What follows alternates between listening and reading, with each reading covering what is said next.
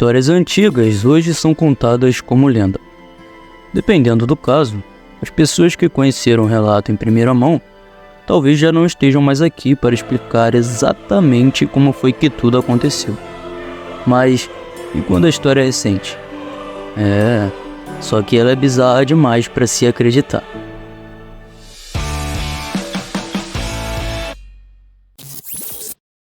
Clifford Holt, um americano que supostamente entrou em coma e passou todo o tempo no inferno. Na manhã do dia 5 de dezembro, Clifford sofreu um terrível acidente. Um acidente que somente um milagre poderia salvá-lo. Talvez o milagre tenha realmente acontecido, mas não de uma forma boa. Clifford sobreviveu. Ele conseguiu sair do carro e se arrastar, buscando por ajuda.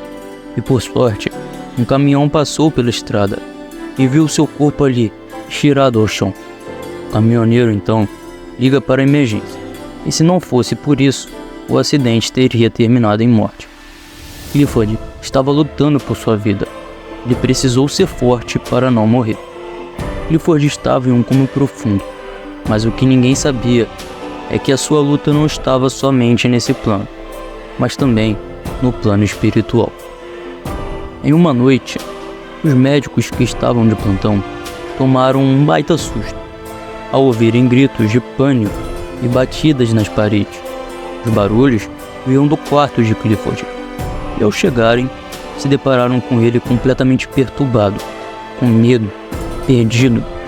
O motivo para esse desespero todo era: Clifford disse que ficou todo o tempo do coma no inferno e que foi torturado de formas inimagináveis. Ele estava desesperado, completamente inconsolável, implorando por ajuda, dizendo que havia sido perseguido por armas, que sentia o cheiro de enxofre por toda parte o tempo inteiro e que o fogo estava por todo lugar e havia muita, mas muita lamentação. Os detalhes eram tão ricos que até os especialistas acreditavam que não era apenas um delírio. Clifford recusou a ajuda de psicólogos nos dias seguintes. Depois de ser liberado do hospital, todos imaginavam que ele estava bem mentalmente. Clifford então voltou para o seu apartamento alugado e foi lá, naquele exato lugar, que as coisas começaram a ficar mais estranhas.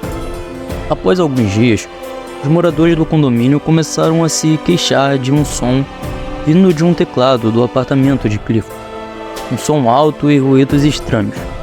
Esse ciclo se repetia noite após noite, até que o síndico do prédio foi até o apartamento.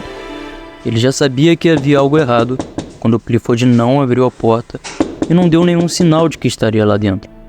Só que o síndico não poderia deixar de resolver esse problema, já que as reclamações eram constantes. Então, com uma chave reserva, o síndico entra no apartamento.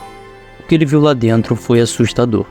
A casa parecia um chiqueiro, completamente destruído, e Clifford foi encontrado, lúcido, mas ele estava completamente nu, com um corpo repleto de cortes, deitado no chão, agarrado a um bloco de gelo.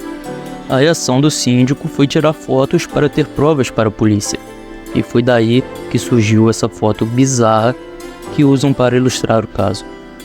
Você lembra que Clifford estava lúcido? Pois é, Clifford começa a tentar se explicar.